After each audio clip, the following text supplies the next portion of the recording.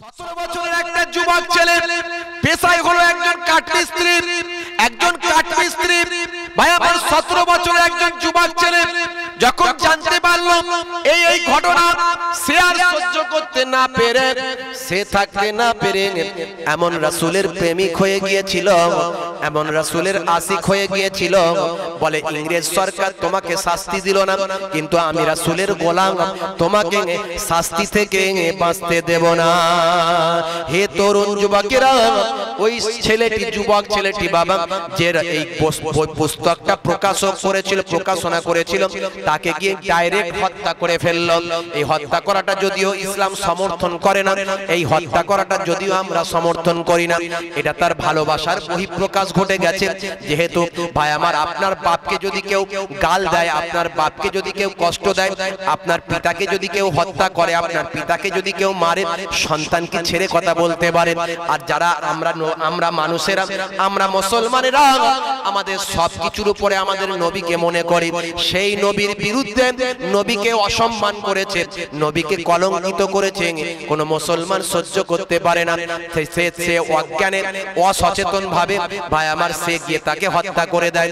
যদি ওটা ইসলাম সমর্থন করে না, যদি আমরা মুসলমানেরা সমর্থন করি না। হে তরুণ যুবকেরা, তখন বেঁচে ছিলেন আল্লামা ইকবাল, তখন বেঁচে ছিলেন জওহরলাল নেহরু। হে জওয়ান যুবকেরা, বড় বড় লিডারেরা বলল বাচ্চা ছেলে ভুল করে ফেলেছে। এমন সময় তার পক্ষে বড় বড় ভাই আমার অ্যাডভোকেটকে দাঁড় করানো হলো। তারা গিয়ে কোর্টে বলল যে ভুল বশত করে ফেলেছে, অন্যায় স্বীকার করছে, বাচ্চা ছেলে অসাবধানতার সঙ্গে করে ফেলেছে। ভাই আমার, এইভাবে তারা আইনকে ঘোরানোর চেষ্টা করলো, কিন্তু এই বাচ্চা ছেলেটির ঈমানের এত তেজ ছিল, কাঠগড়ায় দাঁড়িয়ে বলেছিল আমি অসচেতনতা ভাবে করিনি, আমি অজ্ঞানে করিনি, আমি অসাবধানতায় করিনি, আমি হলাম রাসূলের গোলাম, রাসূলের আশিক। সারা পৃথিবীর কুল কায়নাতের যিনি পয়গম্বর, আমাদের ঈমান যিনি, সেই নবীকে অসম্মান করা হয়েছে। আমি ইচ্ছাকৃতভাবে সজ্ঞানে এবং ন্যায়ের পথে, সত্য পথে আমি আমার রাসূলের দুশমনকে পৃথিবী থেকে বিদায় করে দিয়েছি। হে তরুণ যুবকেরা, জাজ সাহেব বলল তোমাকে ফাঁসি দেওয়া হবে। বলে কোনো অসুবিধা নাই, ফাঁসির কাজটা আমি ঝুলতে রাজি আছি। দেশের জন্য জীবন দেওয়া এটা হলো শহীদ, নবীর জন্য জীবন দেওয়া এটা হলো শহীদ। আমি শাহাদাতের পেয়ালা পান করতে আমি রাজি আছি। হে তরুণ যুবকেরা, যতই মানুষ তাকে বাঁচানোর চেষ্টা করে, সে বলে আমি অজ্ঞানে, অসচেতন ভাবে কাজ করিনি, আমি সজ্ঞানে করেছি, আমি ইচ্ছাকৃতভাবে আমি রাসূলের বিরুদ্ধে অন্যায় করেছে, তার প্রতিশোধ নেওয়ার জন্য এই কাজটা করেছি। হে তরুণ যুবকেরা, জাজ সাহেব তাকে ফাঁসি শুনিয়ে দিয়েছিল। ওই বাচ্চা ছেলেটি 17 বছরের যুবক, একটা ছোট্ট কাঠমিস্ত্রির কাজ সে শিখছিল। এই যুবক ছেলেটি ফাঁসি কাজতে হাসতে হাসতে শাহাদাতের পেয়ালায় পানি পান করেছিল। হে তরুণ যুবকেরা, এই বাচ্চা ছেলেটি মূর্খ বাচ্চা ছেলে, যার কোনো জ্ঞান ছিল না, শিক্ষা ছিল না, এডুকেশন ছিল না, যার কোনো ব্রাইট ফিউচার ছিল না, কিন্তু তার হৃদয়ে ছিল নবী প্রেম। এই বাচ্চা ছেলেটির খাটিয়া ধরে নিয়ে গিয়েছিল আল্লামা ইকবাল। আল্লামা ইকবাল কে জানেন? যিনি যে কবিতা, দেশাত্মবোধক কবিতা রচনা করেছেন, অনেক হাজার হাজার কবিতা রচনা করেছেন, সারা পৃথিবীর একজন শ্রেষ্ঠ কবি ছিলেন। তার বিখ্যাত কবিতা হলো সারে জাহাঁ সে আচ্ছা হিন্দুস্তান হামারা, হাম বুলবুলে হ্যায় ইসকি এ গুলিস্তান হামারা। এই যে বিখ্যাত আজকে কবিতা ভাই আমার লালকেল্লায় গাওয়া হয়, দিল্লির লালকেল্লায় গাওয়া হয়, স্বাধীনতা দিবসে ভাই আমার সমস্বরে গাওয়া হয়, সারা ভারতবর্ষের বিভিন্ন প্রান্তরে এই কবিতা গাওয়া হয়। সেই আল্লামা ইকবাল যার খাটিয়াটা ধরেছিলেন, এই বাচ্চা ছেলেটির খাটিয়াটা আল্লামা ইকবাল কাঁধে করে বহন করে নিয়ে গিয়েছিলেন। আর চোখ ভরা পানি ঝরঝর করে কাঁদতে কাঁদতে বলেছিলেন, এই বাচ্চা ছেলেটি মূর্খ ছেলেটি আজকে আমাদের মতো এত বড় বড় শিক্ষিত মানুষদেরকেও ছাড়িয়ে আল্লাহর পেয়ারা বান্দা হয়ে গেছে। হে আমার বন্ধুরা, শুনে রেখে দিন বাবা, জেনে রেখে দেন, আমার আল্লাহ কোরআন মাজিদের মধ্যে জানিয়ে দিলেন ইজা জাআ আজালহুম লা ইস্তাখিরুনা সাআতান ওয়া লা ইস্তাকদিমুন। মৃত্যুর যে সময় নির্ধারণ করা হয়েছে সেই সময়ে এদিক ওদিক করা হবে না। মওতটা যদি লেখা থাকে বাসের চাকায় গিয়ে মৃত্যু, সেটা সেখানেই অবধারিত হয়ে যাবে। মওতটা যদি লেখা থাকে রেল লাইনের পাতে মৃত্যু, সেটা অবধারিত সেখানে হয়ে থাকবে। হে তরুণ যুবকেরা, মওতটা যদি লেখা থাকে হার্ট অ্যাটাকে, সেটা সেখানেই সেভাবেই হবে। মওতটা যদি লেখা থাকে বজ্রপাতে, সেটা সেভাবেই হবে। কিন্তু বাবা মনে রাখবেন, এই মওত বা আমার আপনার আমার যে তাকদীরে লিপিবদ্ধ হয়, তাকদীর হলো দুই প্রকার। একটা হলো মুআয়্যান নির্দিষ্ট তাকদীর, আর একটা হলো অনির্দিষ্ট তাকদীর। নির্দিষ্ট তাকদীর যেটা মুআয়্যান হয়ে গেছে, সেই তাকদীর কখনো পরিবর্তন হয় না। যতই আপনি দোয়া চান, যতই আপনি রোনা জারি করেন, যতই আপনি আল্লাহর কাছে মোনাজাত করেন, যতই আপনি ওলিয়া উলিয়াদের কাছে দোয়া নেন, যদি মুআয়্যান হয়ে গিয়ে থাকে তাকদীর, সে তাকদীর কখনো পরিবর্তন হয় না। তবে শুনে রাখেন, যদি অনির্দিষ্ট তাকদীর হয়, পরিবর্তনশীল তাকদীর হয়, সেই তাকদীরটা আপনার দোয়ার দ্বারাতে, নামাজের পাটিতে, সিজদায় গিয়ে আপনি আল্লাহর কাছে যদি গিয়ে বলেন, আল্লাহ আমার হায়াত বাড়িয়ে দাও, আমি হায়াত দারাজি চাইছি তোমার কাছে, আমি আরো কিছুদিন বাঁচতে চাই, তুমি আমার হায়াত বাড়িয়ে দাও। আল্লাহ যদি আপনার দোয়াকে কবুল করেন, আপনার হায়াত বাড়াতে পারেন। ওলিয়া উলিয়াদের কাছে আপনি দোয়া চাইলেন, তাদের দোয়াতে আপনার তাকদীর বুলন্দ হতে পারে। পিতামাতার কাছে আপনি দোয়া চাইলেন, পিতামাতা দোয়াতে আপনার তাকদীর বুলন্দ হতে পারে। এটা কেবলমাত্র পরিবর্তনশীল তাকদীরের জন্য। হে তরুণ যুবকেরা, হে আমার মুরব্বিয়ানেরা, শুনে রেখে দিন বাবা, জেনে রেখে দিন বাবা। হে মুসলমান, একটু খেয়াল করুন। আমাল पे हम, नजर पे हम, कट जाती है जिंजीरें, निगाहे मर्द मोमिनों की बदल जाती है तकदीरें। আল্লাহর মাহবুব বান্দাদের দোয়ার দ্বারাতে তাকদীর পরিবর্তন হতে পারে। আমাদের তাকদীরে যেটা লেখা আছে সেটা হবে, তবে তাকদীরকে পরিবর্তন করার জন্য আমাদের দোয়া চাইতে হবে। সেই দোয়াটা কোথায় চাইবেন? ওয়াস্তাঈনু বিসসাবরি ওয়াসসালাহ। আল্লাহ বলছেন, বান্দা তোমরা আমার কাছে সাহায্য প্রার্থনা করো ধৈর্য এবং নামাজের মাধ্যমে। দোয়া চাইতে হবে নামাজের মাধ্যমে। নামাজে গিয়ে সিজদায় গিয়ে আল্লাহর কাছে দোয়া চাইবেন। আল্লাহর সঙ্গে বান্দার ডাইরেক্ট যোগাযোগের মাধ্যম হচ্ছে নামাজ। সেই নামাজ যদি আমরা ছেড়ে দিই, আমাদের দোয়া কেমন করে হবে, কবুল হবে? নামাজের ওয়াক্ত হবে যখনই, মসজিদে চলে যাও তুমি তখনই। নামাজের ওয়াক্ত হবে যখনই, মসজিদে চলে যাও তুমি তখনই। পেতে যদি চাও তুমি সমাধান আজ, পেতে যদি চাও তুমি সমাধান আজ, নামাজের কাতারে গিয়ে দাঁড়াও আবার সিজদাতে, সব সমাধানের পাবে খবর। জোরে হবে না? সিজদাতে সব সমাধানের পাবে খবর। হে তরুণ যুবকেরা, হে আমার বন্ধুরা, শুনে রেখে দিন বাবা, জেনে রেখে দেন, মরতে আপনাকে আমাকে হবে।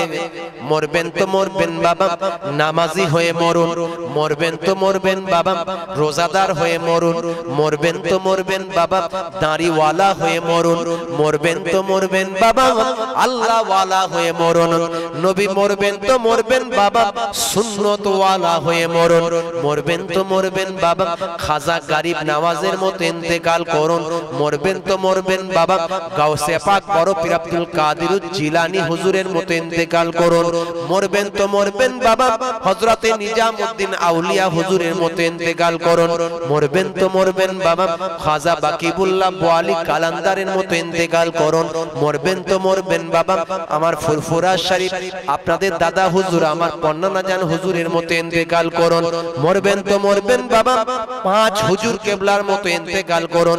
মরবেন তো মরবেন বাবা বসিরাট আল্লামা হুজুরের মতো ইন্তেকাল করুন। মরবেন তো মরবেন বাবা আমার পীরনগর হুজুরের মতো ইন্তেকাল করুন। আল্লাহর মাহবুব বান্দাদের মতো আল্লাহর মাহবুব বান্দাদের মতো মরলে দুনিয়াতেও পাবেন মারহাবা আখিরাতেও পাবেন মারহাবা আহলান সাহলান ওয়েলকাম স্বাগতম জানাবে আল্লাহর ফেরেশতারা জানাতে থাকবে। জোরে বলুন সুবহানাল্লাহ। হে তরুণ যুবকেরা হে আমার বন্ধুরা শুনে রেখে দিন বাবা জেনে রেখে দেন হে মুসলমান মারা যাবার পরে আপনার রূহটা বের হয়ে যাবে। এই রূহটা ইল্লিনে চলে যাবে, কারো রূহটা ভালো জায়গায় চলে যাবে, কারো রূহটা খারাপ রূহের জায়গায় চলে যাবে। যেখানে যাওয়া দরকার সেখানে চলে যাবে।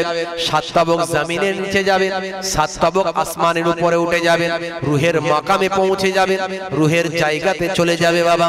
সেখানে গিয়ে রূহ ভালো মানুষদের রূহ ভালো জায়গায় আরামে থাকবে, খারাপ মানুষদের রূহ খারাপ জায়গায় আরামে থাকবে। রূহটাকে ভালো মানুষ যদি আপনি হতে পারেন, নামাজি পরেশগার খোদাভীরু যদি হয়ে যান, আপনার রূহটাকে সাদা কাপড়ে জড়িয়ে নিয়ে আল্লাহর ফেরেশতারা আকাশে উঠে যাবে। হে তরুণ যুবকেরা আপনার রূহ থেকে খুশবু বের হবে, ফেরেশতারা ওয়েলকাম জানাবে, স্বাগতম জানাবে।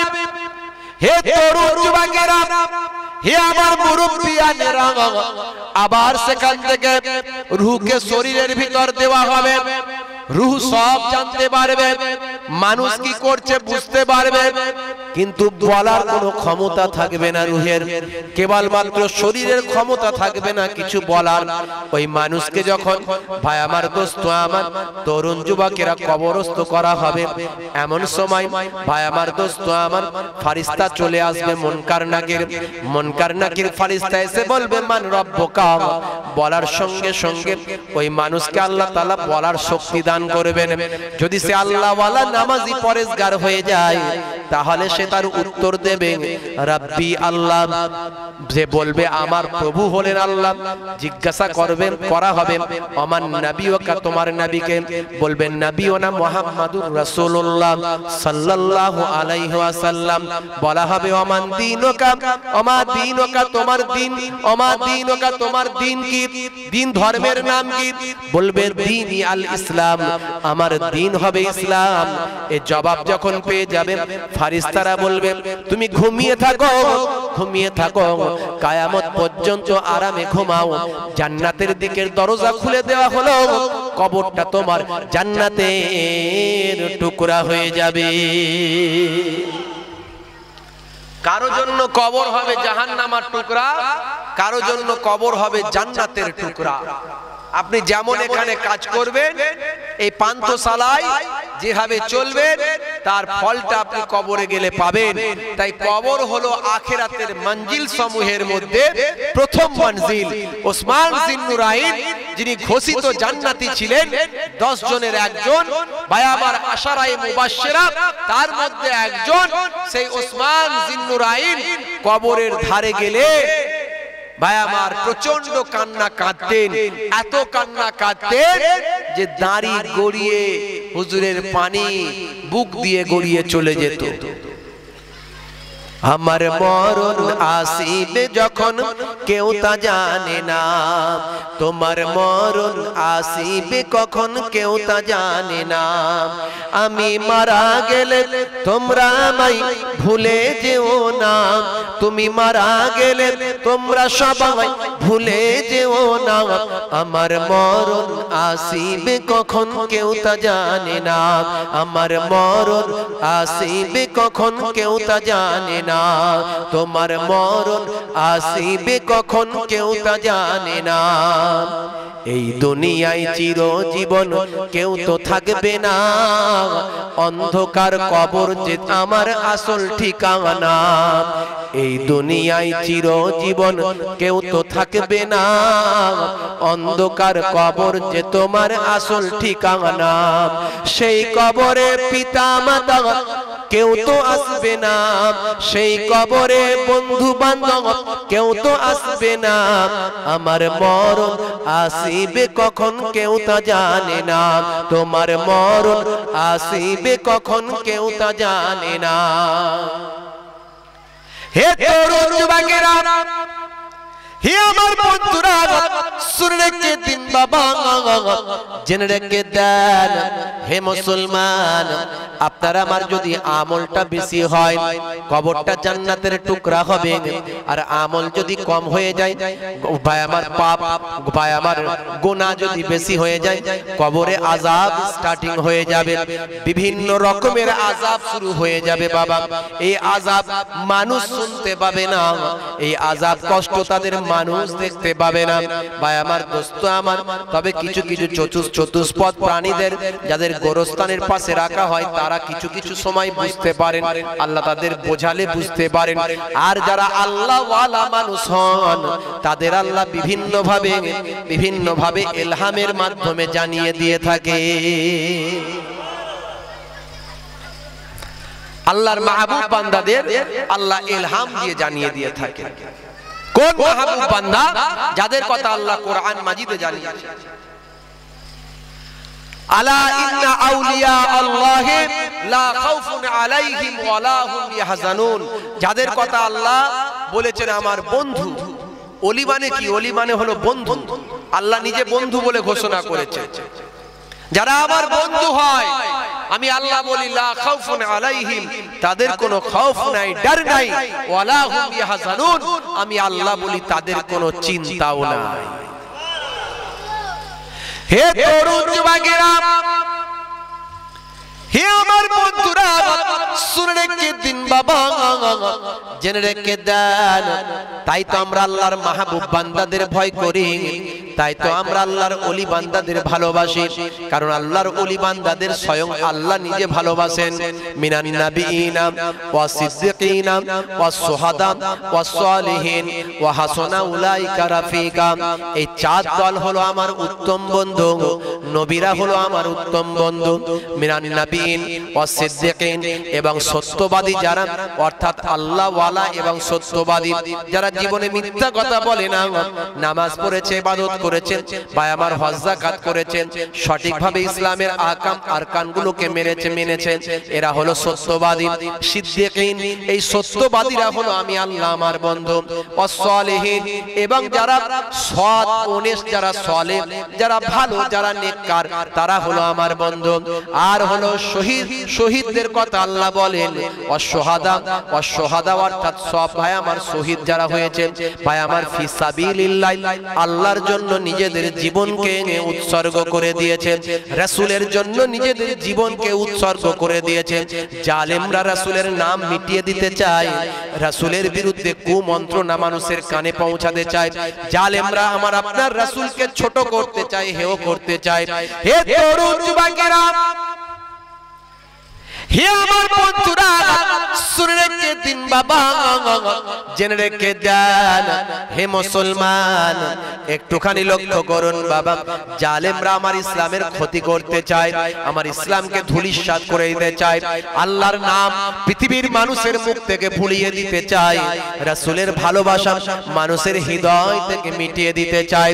কিন্তু ভাই আমার আল্লাহর জন্য, রাসূলের জন্য যারা, যে সমস্ত মানুষ নিজেদের জীবনকে কোরবানি দিয়েছেন, সাহাবায়ে কেরামরা নিজেদের জীবনকে কোরবানি দিয়েছেন ইসলামের জন্য, দ্বীনের জন্য, কোরআনের জন্য, রাসূলের জন্য, আল্লাহর জন্য, আজানের জন্য, মসজিদের জন্য। হে তরুণ যুবকেরা, আল্লাহ ঘোষণা করছেন এরা হলো শহীদ, এদের মর্যাদা হলো শাহাদাতের মর্যাদা, এরা বিনা হিসাবে জান্নাতি হয়ে যাবে। আর আমি আল্লাহ ঘোষণা করি এরা হলো আমার উত্তম বন্ধু। হে তরুণ যুবকেরা, হে আমার বন্ধুরা, রেখে দিন বাবা, জেনে রেখে দিন বাবা, কেমন তারা আল্লাহর প্রেমিক, কেমন তারা নবীর প্রেমিক। হে জওয়ান যুবকেরা শুনে রেখে দেন, জেনে রেখে দেন। হে মুসলমান একটুখানি লক্ষ্য করুন বাবা, ইংরেজ সরকার তখন ভারতবর্ষে রাজত্ব করছেন, ইংরেজ সরকার তখন ভারতবর্ষ রাজত্ব করছেন। ভারতবর্ষ তখন অখণ্ড ভারতবর্ষ ছিল। ভারতবর্ষ তখন সারা ভারতবর্ষটা ছিল অনেক বড় এলাকা। ভাই আমার, আফগানিস্তান ছিল ভারতের মধ্যে, পাকিস্তান ছিল ভারতের মধ্যে, বাংলাদেশ ছিল ভারতের মধ্যে, নেপাল ছিল ভারতের মধ্যে, ভুটান ছিল ভারতের মধ্যে। এই রকম কতগুলো দেশ ছিল ভারতের মধ্যে, যেগুলো আজকে ধর্মের কারণে, বিভাজনের কারণে, ভাই আমার নিজেদের মধ্যে হিংসা বিদ্বেষের কারণে আজকে বিভক্ত হয়ে গেছে। আজকে ভারত অনেক ছোট হয়ে গেছে। কিন্তু তৎকালীন যুগে, এই সালটা আমি বলছি 1947 সালের আগের ঘটনা। হে তরুণ যুবকেরা, যুগে যুগে ইসলামের দুশমনেরা ইসলামের সঙ্গে শত্রুতা করেছে। যুগে যুগে ইসলামের শত্রুরা আমার নবীর বিরুদ্ধে ষড়যন্ত্র করেছে। কখনো নবীর বিরুদ্ধে ভাই আমার কাল্পনিক সিনেমা তৈরি করেছে, কখনো নবীর বিরুদ্ধে কাল্পনিক পুস্তক রচনা করেছে, কখনো বিশ্ব নবীর বিরুদ্ধে কাল্পনিক ভাবে, হে জওয়ান যুবকেরা, কাল্পনিক ভাবে কার্টুন তৈরি করেছে। 1947 সালের আগে ভাই আমার, দোস্ত আমার, তরুণ যুবকেরা আমার, সেই সময় এই ভারতবর্ষের একজন নাদান, ভারতবর্ষের একজন রাসূলের দুশমন, ভারতবর্ষের একজন রাসূলের শত্রু বাবা। হে জওয়ান যুবকেরা, হে আমার মুরব্বিয়ানেরা, শুনে রেখে দেন বাবা, রাসূলের বিরুদ্ধে একটা পুস্তক রচনা করলো। বইটার নাম দিল রাঙ্গিলে রাসূল, রাঙ্গিলে রাসূল, রাঙ্গিলা রাসূল, রাঙ্গিলে রাসূল, এরকম একটা নাম সে রচনা করলো। হে জওয়ান যুবকেরা, সেই বইয়েতে আল্লাহর নবীকে বড় খারাপ মানুষ দেখানো হলো, আল্লাহর নবীর আচরণ বড় খারাপ আচরণ হিসাবে দেখানো হলো। যার যার তুলনা পৃথিবীর কেউ হবে না। আকাশের চাঁদেতে কলঙ্ক থাকতে পারে, আমার রাসূলের আদর্শে কলঙ্ক থাকতে পারে না। তাই তো গুগল ইন্টারন্যাশনাল 700 কোটি মানুষ যে গুগল ফলো করে, সারা পৃথিবীর 700 কোটি মানুষ, তার মধ্যে কিছু কম বেশি 500 কোটি মানুষের কাছে গুগল আছে। প্রত্যেকের কাছে অ্যান্ড্রয়েড মোবাইল, যার অ্যান্ড্রয়েড মোবাইল আছে তার কাছে গুগল আছে। সেই গুগলে গিয়ে যদি একবার লেখা হয়, হে গুগল, সারা পৃথিবীর সমস্ত বিষয়ের তুমি তথ্য দিয়েছ, ফিজিক্স দিয়েছ, কেমিস্ট্রি দিয়েছ, বায়োলজি দিয়েছ, ইকোনমিক্স দিয়েছ, ম্যাথমেটিক্স দিয়েছ, জেনারেল নলেজ দিয়েছ, হাদিস দিয়েছ, তাফসীর দিয়েছ, এমন কোনো জ্ঞান নাই যে তুমি দাওনি। আচ্ছা বলো তো গুগল, সারা পৃথিবীর মানুষ তোমাকে ফলো করে, সারা পৃথিবীর একটা সবচেয়ে বিখ্যাত পপুলার অ্যাপ হলো তুমি Google. Hey Google, crore crore মানুষ পৃথিবীতে এসেছে আর গেছে, তোমার খাতায় 1 নম্বরে কার নাম আছে? পৃথিবীর মানুষ শাহরুখ খানের ভক্ত, পৃথিবীর মানুষ সলমান খানের ভক্ত, পৃথিবীর মানুষ কেউ বলে মাইকেল জ্যাকসন, পৃথিবীর মানুষ কেউ বলে বাবা জো বাইডেন, পৃথিবীর মানুষ কেউ বলে ডোনাল্ড ট্রাম্প, পৃথিবীর মানুষ কেউ বলে সচিন টেন্ডুলকার, পৃথিবীর মানুষ কত মানুষের ভক্ত হয়েছে আজকে। হে গুগল, তোমার খাতায় তুমি 1 নম্বরে শ্রেষ্ঠ মহামানবের নামটা কার রেখেছ? তুমি কার নাম শ্রেষ্ঠত্বের খাতায় রেখেছ? তুমি কার নামটা 1 নম্বরে রেখেছ? গুগলকে আপনি যদি জিজ্ঞাসা করেন who is the greatest person in the world, সারা পৃথিবীর শ্রেষ্ঠ মহামানবের নাম কি? গুগল আপনাকে অ্যানসার দেবে greatest person in the world of prophet মুহাম্মাদুর রাসূলুল্লাহ। জোরে হবে না? আরো জোরে হবে না? সেই নবীর বিরুদ্ধে, নবীকে কলঙ্কিত করলো রাঙ্গিলা রাসূল। ভাই আমার, দোস্তরা আমার, এই ভারতবর্ষের একজন রাসূলের শত্রু, কুখ্যাত ব্যক্তি, সে রাসূলের নামে ষড়যন্ত্র করলো, রাসূলের নাম নিয়ে ভাই আমার খারাপ খারাপ কথা লিখলো, রাসূলের স্ত্রীদের সম্পর্কে খারাপ মন্তব্য করলো, হে তরুণ যুবকেরা, হে আমার মুরব্বিয়ানেরা, শুনে রেখে দিন বাবা, জেনে রেখে দেন। সেই সময় দেখতে পাওয়া যায় হে মুসলমান, তার বিরুদ্ধে মামলা হলো। তার বিরুদ্ধে যখন কোর্টে মামলা হলো, ইংরেজরা বলল এটা হলো মত প্রকাশের স্বাধীনতা। ইংরেজরা তাকে ডিসমিস করে দিল, তাকে কোনো সাজা দিল না, শাস্তি দিল না। কিন্তু মনে রাখবেন, এটা মুসলমানদের ব্যাপার বলে তারা বলল এটা মত প্রকাশ। কিন্তু অন্য ধর্মের, অন্য বর্ণের ইংরেজদের বিরুদ্ধে যদি কেউ কথা বলতো, তাকে চরম শাস্তি দেওয়া হতো। কিন্তু সারা পৃথিবীর শ্রেষ্ঠ মহামানব, মুসলমানদের পয়গম্বর, আখিরি জামানার নবী, সারা বিশ্বের নবীর বিরুদ্ধে কথা বলা হয়েছে, তার বিরুদ্ধে কটূক্তি করা হয়েছে, তাকে কলঙ্কিত করা হয়েছে। তারা বলল মত প্রকাশের স্বাধীনতা। হে তরুণ যুবকেরা, তৎকালীন ভারতবর্ষ, আজকের পাকিস্তান, সেখানে একজন দোস্ত আমার